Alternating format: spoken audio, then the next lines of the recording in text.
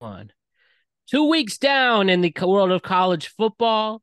And though I don't have any big headlines to talk about, it was still interesting. A lot of FBS and FCS teams went at it. And we basically saw a lot of skill players go ham, but we also had some thrilling games as well. So Alex Cornelia was back with us, and we are ready to talk about week 2 of the NFL season. What's up, Alex? Hey, happy to be back. Let's get back to it. A lot of great games to cover, a lot of action. Happy to be back with you. As I am with you, definitely missed you last week, and we're good and ready to go here. So let's talk. Yes. So, probably the highlight game this weekend on ESPN. We had number 11th ranked Texas go down to Tuscaloosa to play number 3 Alabama, and they won. They win in their house and they mean business. Quinn Ewers, particularly, has a standout game with over 349 yards and 3 touchdowns.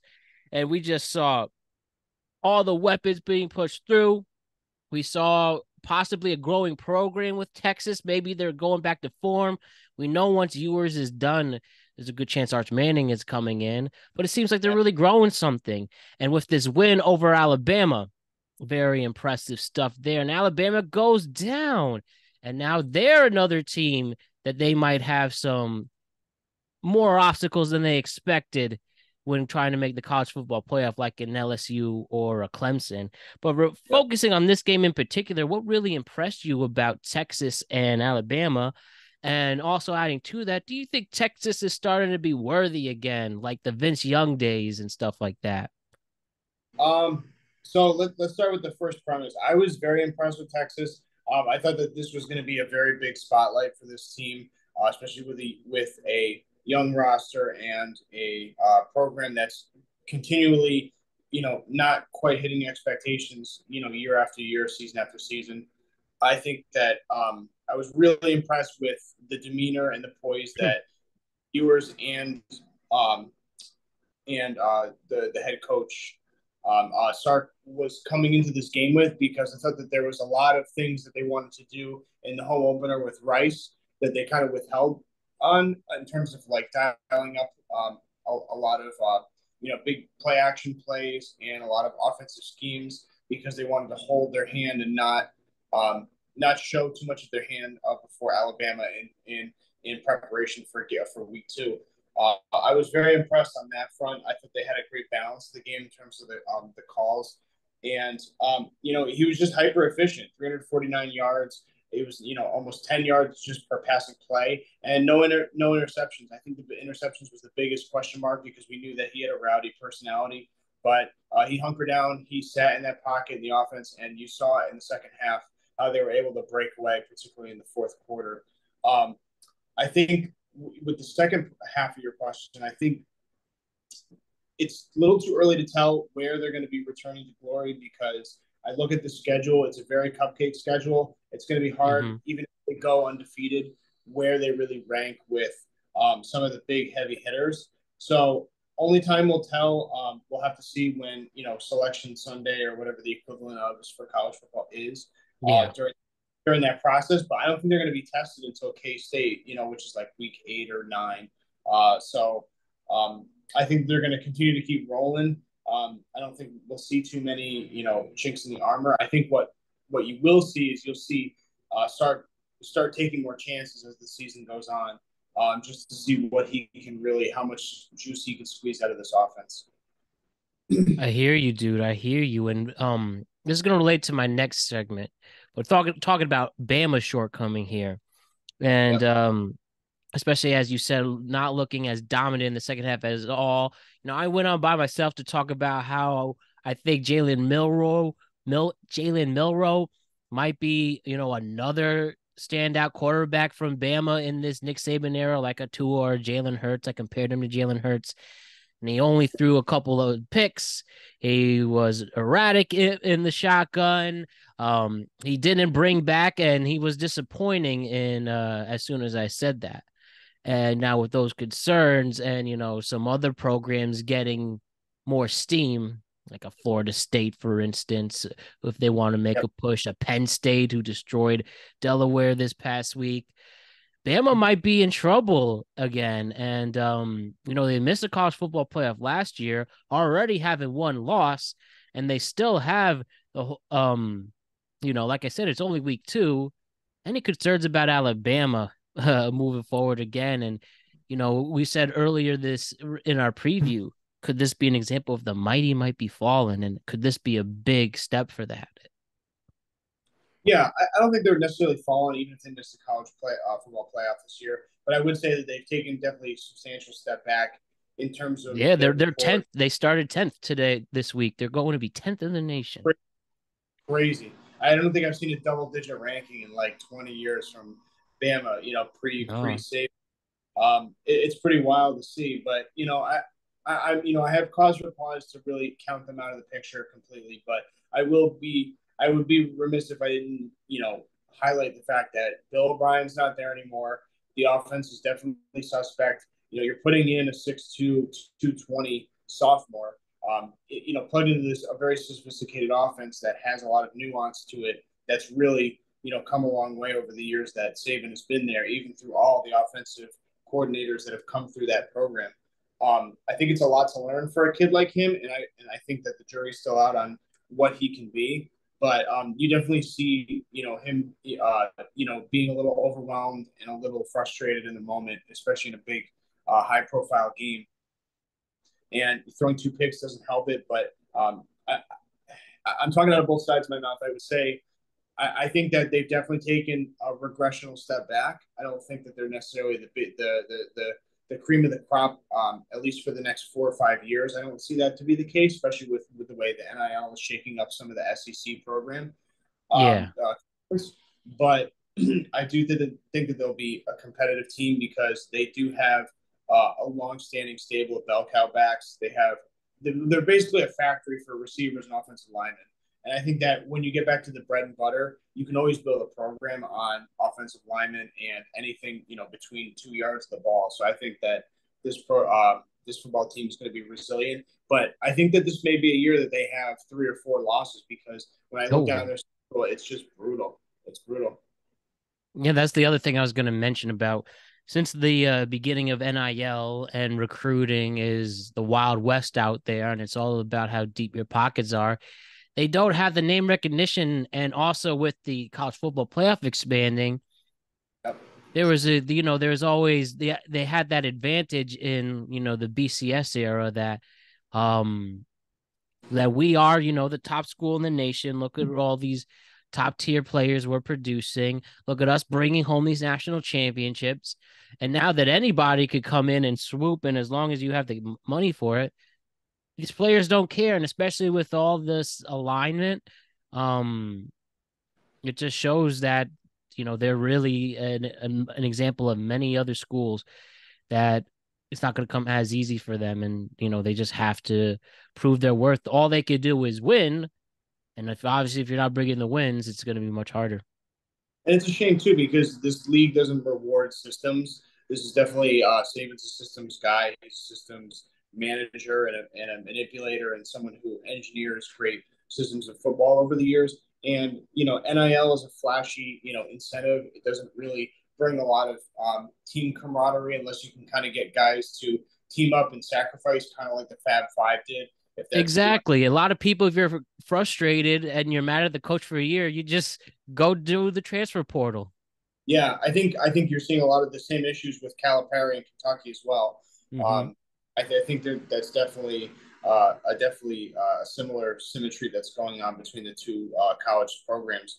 But yeah, it's just it's going to be interesting to see how that shakes out, and that's kind of part of where my forecast stems with this program going forward. I don't think that they're going to be out of the picture entirely, but as the SEC gets beefier, you see a lot more powerhouse programs, and the strength of schedule improves. I mean, even with the ranked opponents they have every ranked opponent at home this year. I mean, that's a blessing that you cannot reciprocate year after year. I swear to God.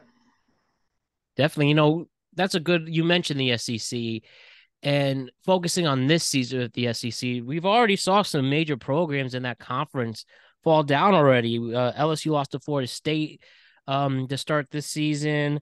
Florida loses to Utah. We just talked about Bama losing to Texas. Texas is joining the SEC next year. What about the early struggles for the SEC in some of their programs? Um, I take it in stride. I think there's a lot of programs that were out of the top 25 during the preseason AP poll. So I don't take too much stock in some of the cannibalism that's going on within the SEC, and then furthermore outside of the conference. I definitely saw a lot of struggles post draft with this Florida roster. That was an old roster going into last season. Mm-hmm. I feel the same way about. Um, I feel the same way about. Sorry, I totally blanked right there. No worries. Um, trying to get it back. No, I felt the same way about Georgia, but luckily they have that recruitment pipeline still working, and you're seeing some of the teams that are kind of on the ascension, like Miami. I think Miami could be a budding program that could get back to a return to glory, but it's still going to take time as well. And I do think that the meat of this bottom of the top 10 is going to be, in the Big 10, the Big 12, at least for the next few years, because that's where a lot of recruiting is still coming from. I mean, yes, you're getting Florida and Georgia recruits, but it's not necessarily a given that they're going to stay within the SEC. So, you look at Notre Dame and you look at, Washington and some of these teams that are outside of the SEC. I think that they have a lot to play for that don't really equate to winning in the SEC right now. I get it. And you mentioned Miami and the U, and they get a win over ranked Texas A&M. Impressed with them? You think we have a program growing with there? Obviously, always a powerhouse name in the 80s and the 90s, the 2000s, and they've been very quiet over the last 20 years.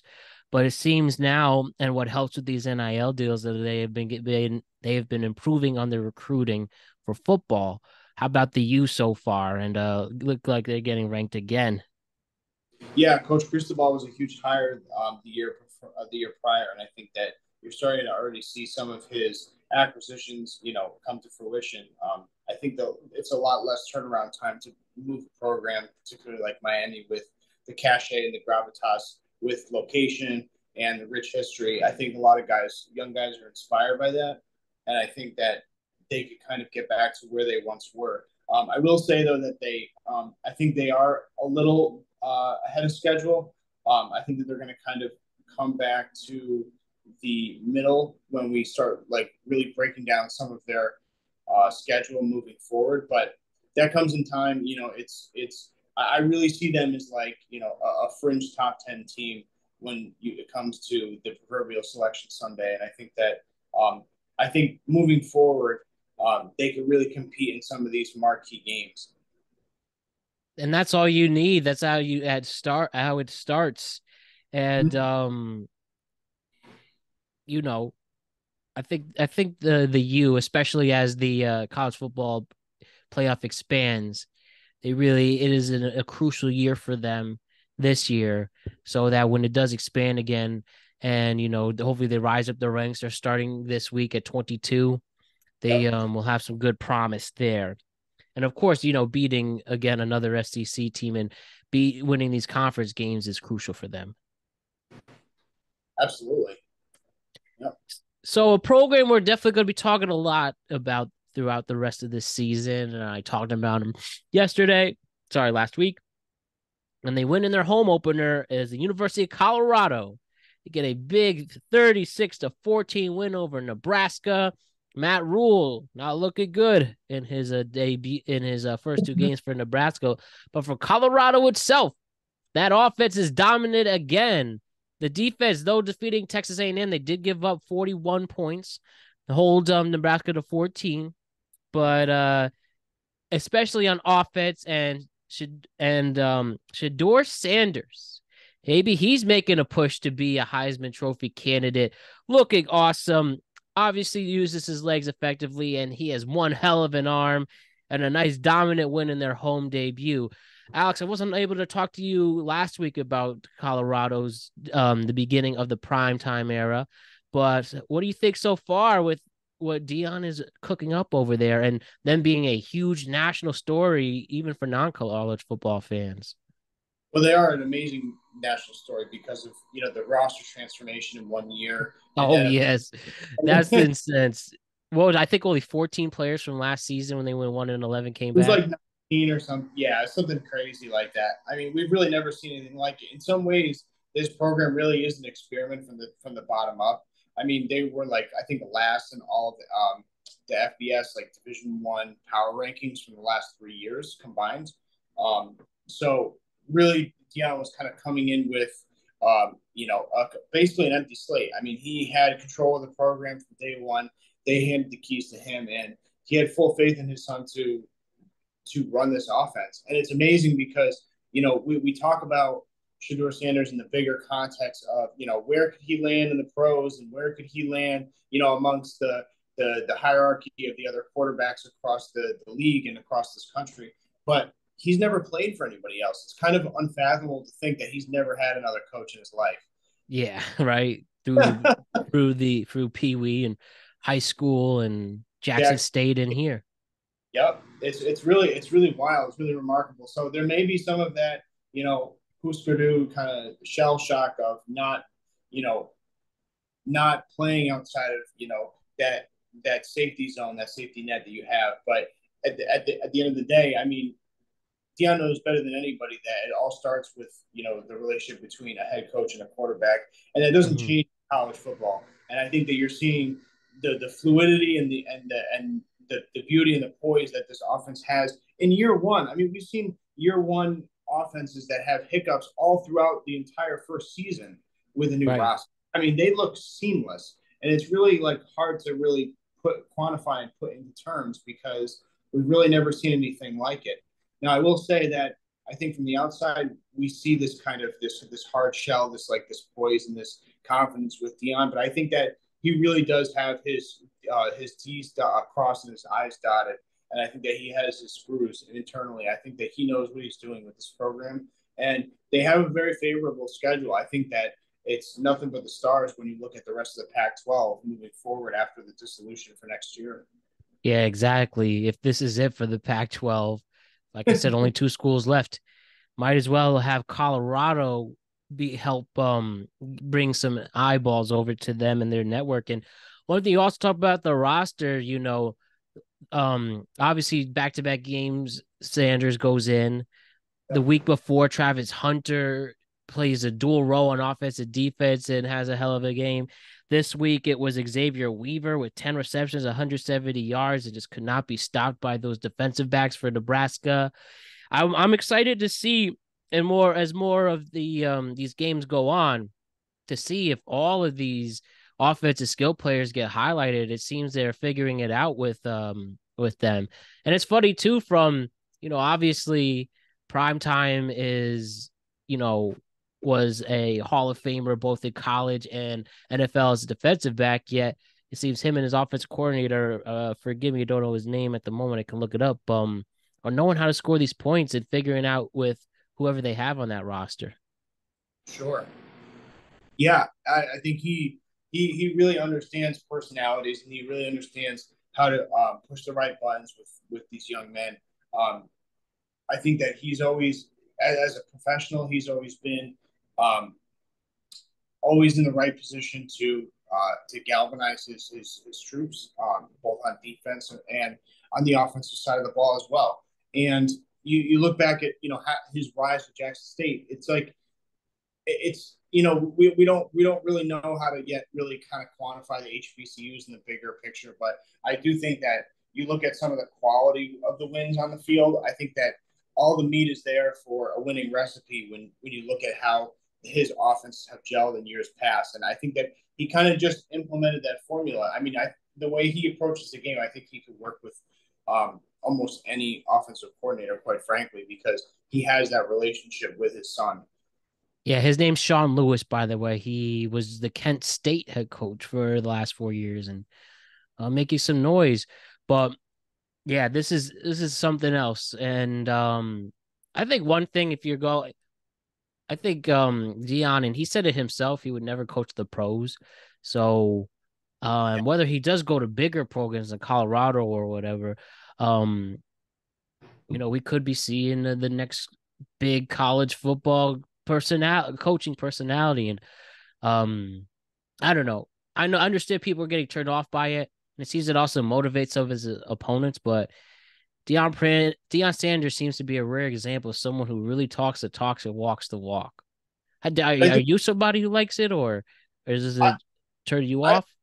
I love anything that equates to winning. I mean, Yeah, I think there's always going to be these paradigm shifts in terms of what the coaches of the day look like, and I think right now you're starting to see like the ex pro, the ex player that can assimilate and relate to the every player down the 53-man roster. I think it used to be in old days, particularly with college football, where you had the sedentary suit guys smoking the stogie, kind of man around the sidelines, kind of talking from on high. But these guys get into the weeds. They wear their tracksuits. They get dirty in the mud with the pigs. Like they know how to ball and they know how to relate to every guy down the roster. And I think that, especially again, bringing this back full circle to the effects of the NIL, I think that the NIL really lays the groundwork. It could be chicken or egg, it could be cause and effect, because I think that the NIL really has the power to kind of inspire some of this change with the other programs in terms of how they look at hiring, and how they look at yeah, coaching, filling out the coaching. yeah, and make those diverse candidates give them the opportunity. I think that's the big thing out of Deion that's special. I think, Is getting people who've been overlooked, yeah, giving those diverse candidates an opportunity now. you're seeing the same success short term already with Marcus Freeman in Notre Dame.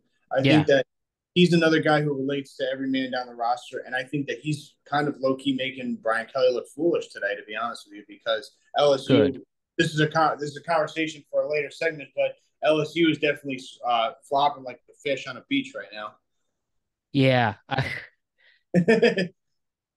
they really they'll slip it down. They were able to get a win over Graham State, but um that Florida State loss was horrendous and Yeah. not looking good there. Of course, most of the time FCS schools will destroy an FBS school, or sorry, FBS will destroy an FCS.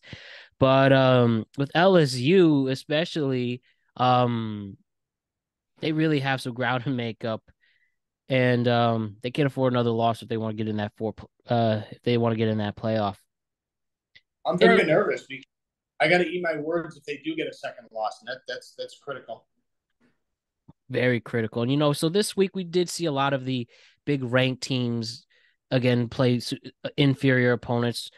Georgia won 45-3 over Ball State, and Ohio State to beat Youngstown State University by 35-7. Didn't hit the spread, but again, that's my problem. Penn State destroys at 63-7. The only real upset we saw was Wisconsin fall to Washington State, and one of the loyal Pac-12 teams. Um, I thought Wisconsin was going to play better. That was an embarrassing loss for them. They can't lose that to them. And they went on the road. They're supposed to go to their house, and sucks to suck. I know. Yeah, yeah. You're going to see a lot of lopsided wins and losses in the early weeks of the season because teams are starting to they're still feeling their oats. They're still figuring out what their football identity is. We're still waiting, kind of similar. I feel like Nebraska and Wisconsin, they may be on similar timelines for their recoup process, but yeah, they got a lot of work to do to return to glory because those used to be two major powerhouses in the Oh Big yeah. Ten over the decades. I mean, my father, my uncle grew up with powerhouse running games, just hard nosed offensive lines, just real amazing football teams. So Mighty man, has things changed, especially Nebraska. They yeah, were a powerhouse like the 70s and 80s, and mm-hmm. we're winless right now. Crazy, so crazy. So again, as we move on, I'm gonna mention here the great quarterback class 2024. And so we have a lot of potential candidates, assuming they entered the draft, who could be franchise quarterbacks really soon. Again, it's early for everyone, but so far with names like a Caleb Williams from USC, Michael Penix Jr. from Washington, Sam Hartman, who's my pick for the Heisman at Notre Dame, Bo Nix from Oregon, Drake May in North Carolina. So far, so good with them putting up the numbers and putting up the stats that they need to look dominant, especially if they want to impress NFL scouts. Nothing concerning yet, except maybe the LSU quarterback. Um, but so far with this draft class, is there anybody who's really stuck in your mind who's impressed you in the first 2 weeks? Well, truth be told, honestly, all of the guys have really blown me away in a variety of ways. I definitely would if the draft was held today, because we're kind of having two different conversations when we really assess these quarterbacks. One on the one hand, we're looking at who is the best amongst these quarterbacks in terms of the Heisman class and who's like out kicking their performances in the conversation of the college football arena that we know. And then we're assessing them on a second level and looking at them, hey, who can really exceed, really succeed and adapt their game and their body type and their type of passing and their way to run the offense. How can they be best formatted and structured for the NFL? I think when we talk about that conversation first, I think you have to look no further than Caleb Williams. And I am actually really impressed with Michael Penix Jr. I think that he's Yeah, got the that's body. that's my guy. Yeah, I think he's got the body and the poise and the wherewithal. Like And a they Cam don't get Newton type. yeah, for sure. Just a real sturdy body, but not too, but less Cam in the sense that he's not too full of himself. They don't because they don't get a lot of noise up there. Like we never give any love to Pac-12, and Yeah, especially Washington. Washington University. That people even know they're the Huskies too. Yeah, I think the last time I ever uttered them out of my mouth was when I was talking about either Nate Robinson or Markel Fultz. You know who played who played for them technically? Joel McHale from the show Community, the actor. You aware No, of him? LeVar Ball. Is he really? Oh my God. Yeah, LeVar Ball. I haven't heard that name in a while. The but NBA definitely shut him up. yeah, um, and I really like Jordan Travis thus far. I mean, I'm Mhm. not going to count my eggs before they hatch with FSU. I think they'll come back to the mean. I think that they're definitely overvalued at number three, especially in the ACC. Really? But yeah, I do. I mean, definitely impressive wins, no doubt. But we have to see how the season progresses, and they have a tough road ahead as well. Um, and I like what's his face, JJ McCarthy, just in terms of analytical situational analysis for how they run their offense at the college level. And but I think particularly with Penix and with Caleb Williams, I think there's like a real arc beyond that for the NFL. It looks like with the operations that Lincoln Riley runs in USC, that's a really really complicated offense. A lot of layers, a lot of play action, a lot of screens and things set behind the um,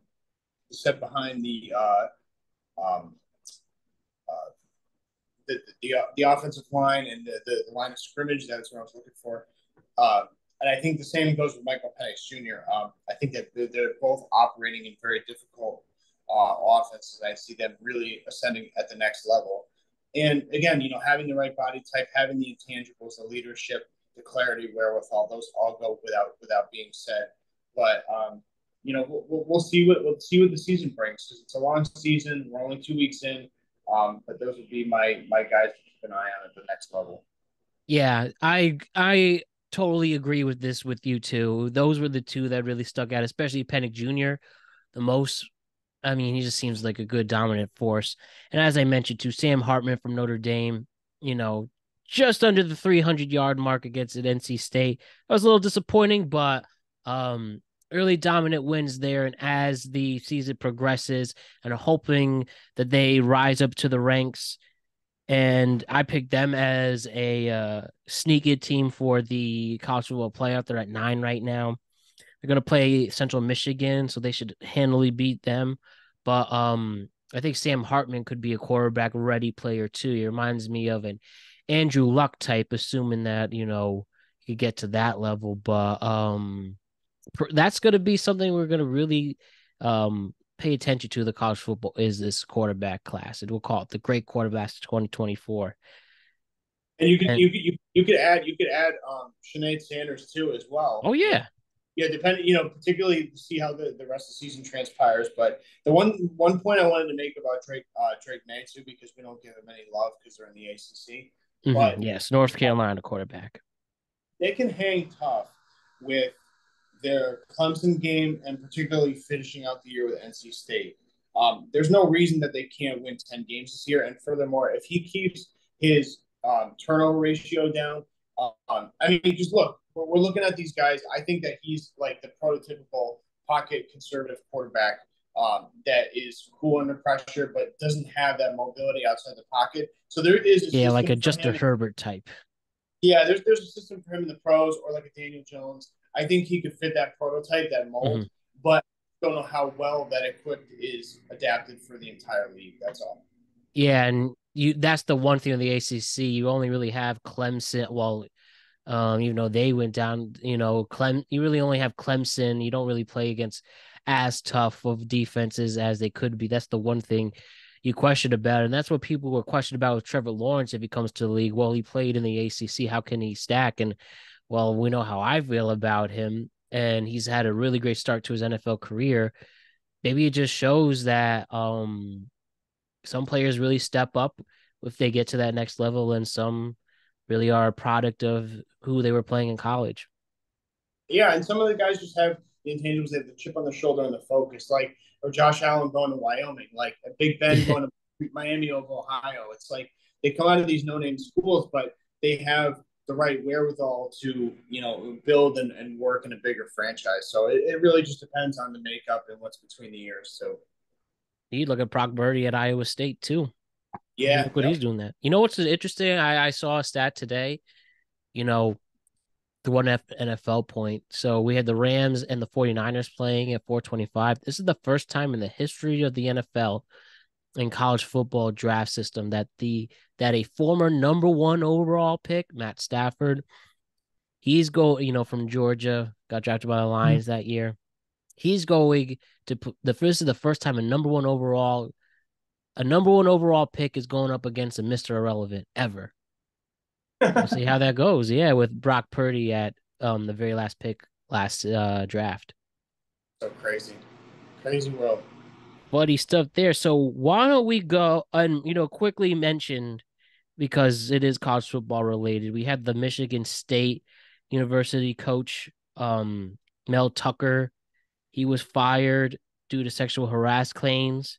Now he denies the allegations, and he claims that the that Michigan State hearing was ridiculously flawed, and I guess it was a weird situation, like a phone sex situation. But I do need more research on that. But any reaction to that with Michigan State and how they've been playing?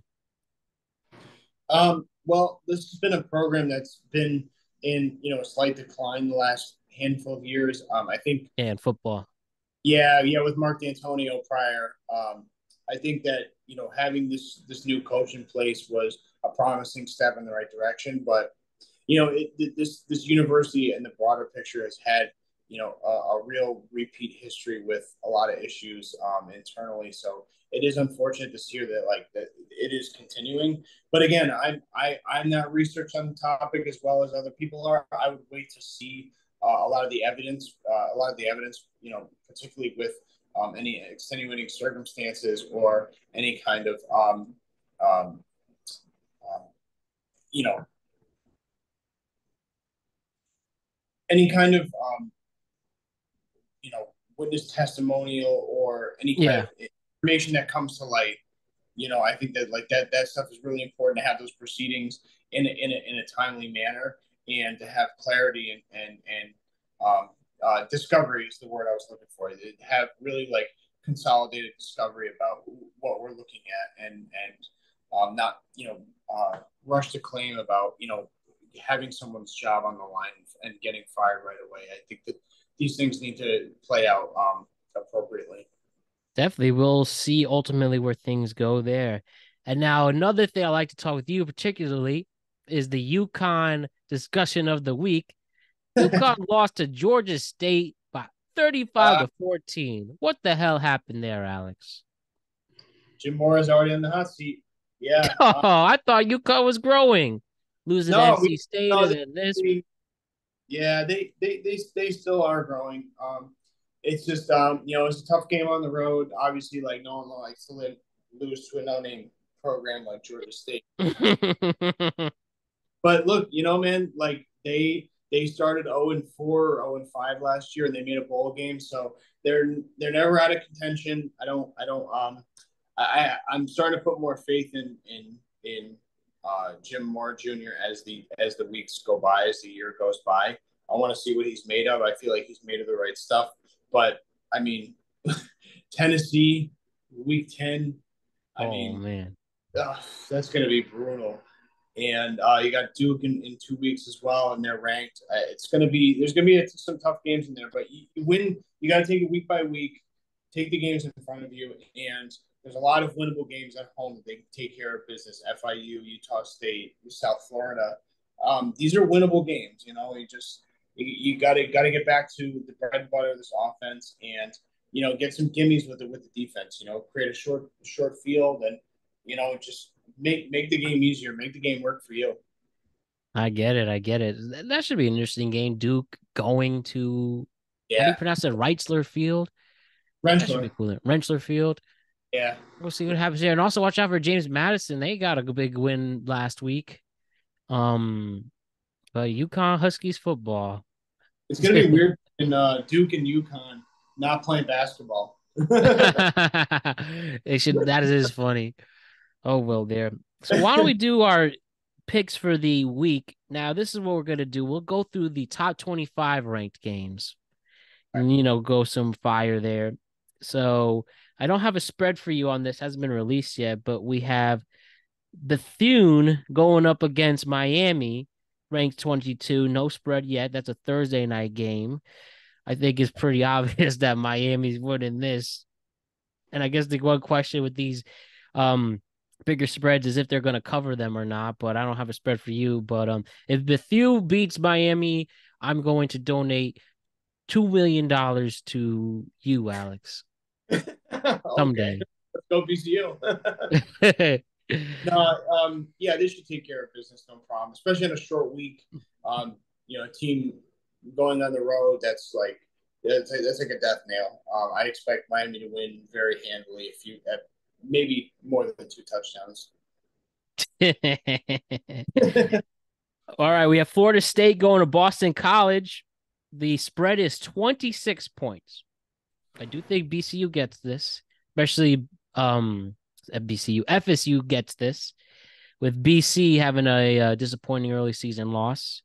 And I think they'll actually cover this spread. Yeah, I think so. Well, I think so too. Boston College is a tough cookie at home, though. They have a lot of pride up there. Uh, you know, they have a long history, rich history with their football program. So I think that especially with like ACC bad blood, I think they will hang in there in the first half, and I think Florida State will pull away in the second half the same way they did with LSU. All right, we have Penn State going to Illinois, opening Yes. at 14.5. What do you think? I They're would ranked go. seventh. Yeah, I would take the points for Penn State. I think they win by more than 14. I saw this game on Fox pregame. It looked good on paper, but the more I look at Penn State the week prior, the more I'm impressed. Week by week. I wasn't a big fan of James Franklin at the original hire, but the way that he's cultivated this program back to their fitted form over the years, and after all the bullshit they went through, I think that they're just gonna steamroll Illinois. All right. With the next matchup, we have LSU ranked 14th going up against an undefeated Mississippi State team. LSU is only opening at 9.5. I Only think only, yeah. they'd be lucky if they come out of this game, if they win this game. This is like Really? I firmly believe that. I'm not being defeatist with LSU because I have no stake in LSU and with Brian Kelly. But this is one of those games like they have to win or their season's over. And furthermore, they have to win it by like 2 touchdowns because uh, um, I don't really take Mississippi State seriously in the broader picture, down the line. I know that they're undefeated, but it's week 2.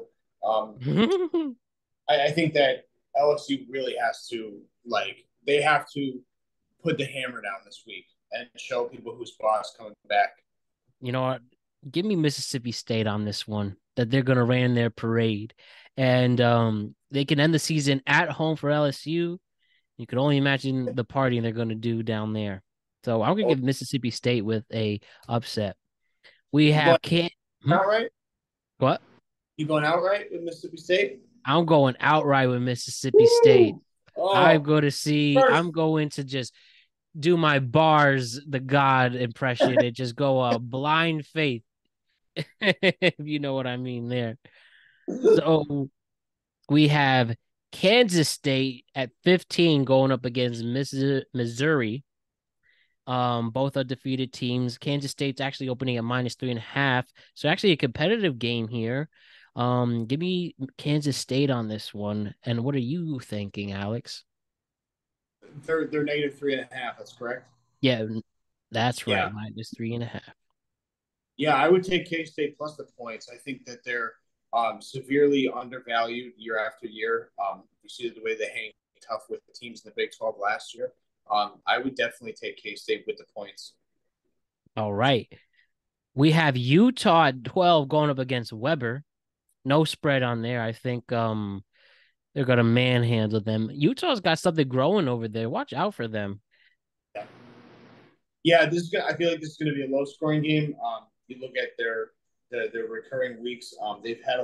They've given up a lot of yards on the ground.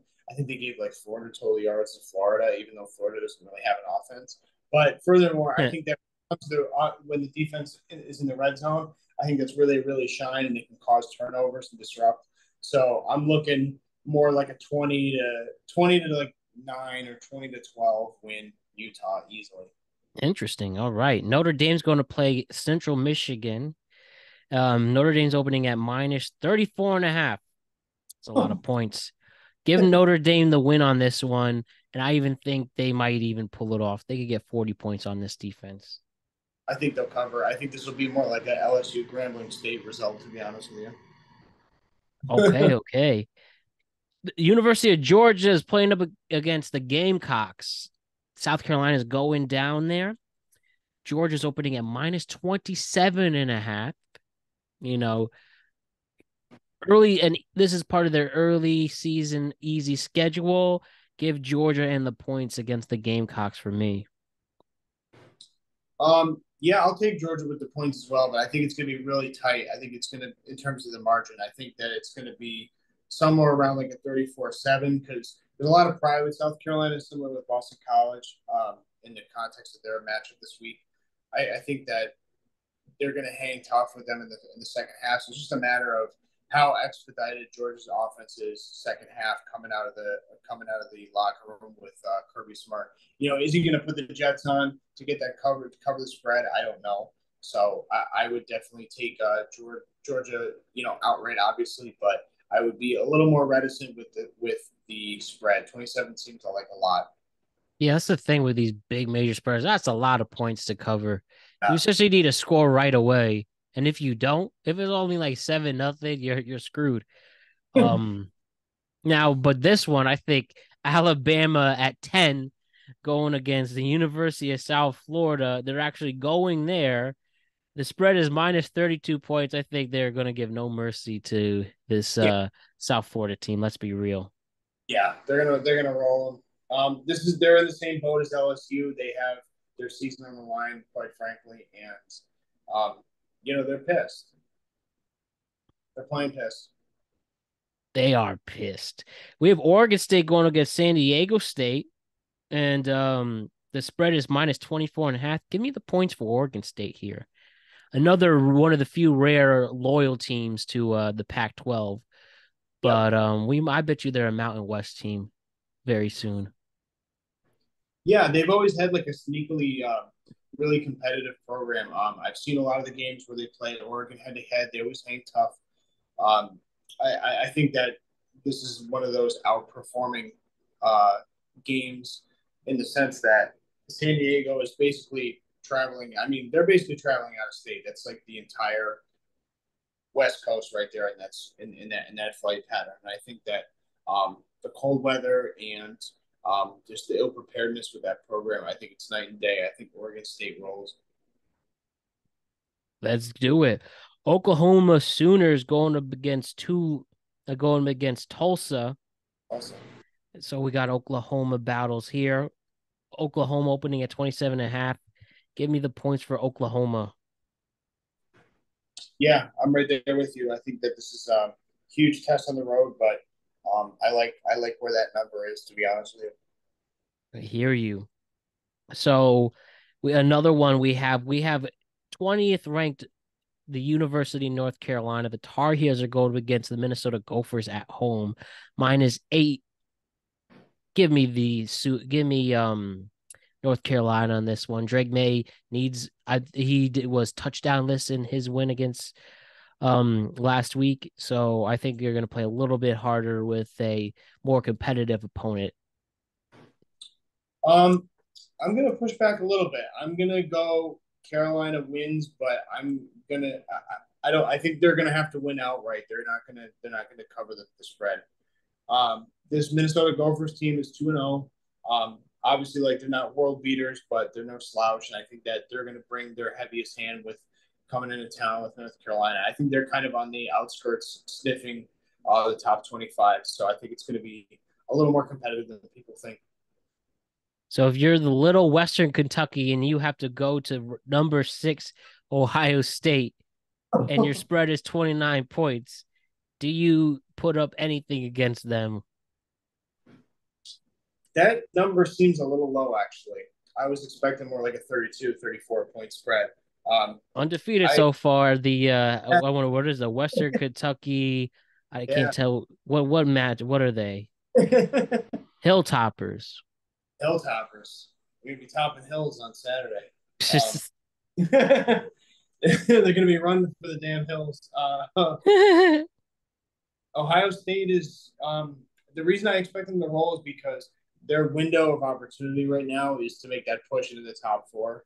So I think they have their eyes set on that in terms of these quality wins from the selection committee. So I expect a full force from Ryan Day and that offense. I think that they're going to be right around that 32-point differential margin rank. I think they'll be right around there somewhere. So we have ranked 11 Tennessee going to Florida. Yes. Tennessee's only opening at 6.5. Could be the most interesting game of the week. Yep. What are your thoughts here? Couldn't agree more. I think that you know, Florida's on the downturn, but they're not counting their season out, and Tennessee has a lot to prove. Being right on that cusp of the top 10 team. So there's a lot at stake with this game. Um, what was the spread on this? It's only at 6.5 to Yeah, Florida. yeah. I mean Tennessee. This smells like a one-score game. I expect Tennessee to pull it out. I think it'll probably be like around like a 27-19 or 27-18. I think it's going to be a pardon me, 27-19 or a 27-20 game because I think this comes down to a matter of possessions. All right, I like it. So the last within game I'll mention here, or two more. One with Michigan, the second to last game until Harbaugh comes back. They are going up against Bowling Green. The spread is 40.5. I think Michigan wins, but they won't hit the spread. That's a lot. That's a lot of points to cover. 45.5 for anybody.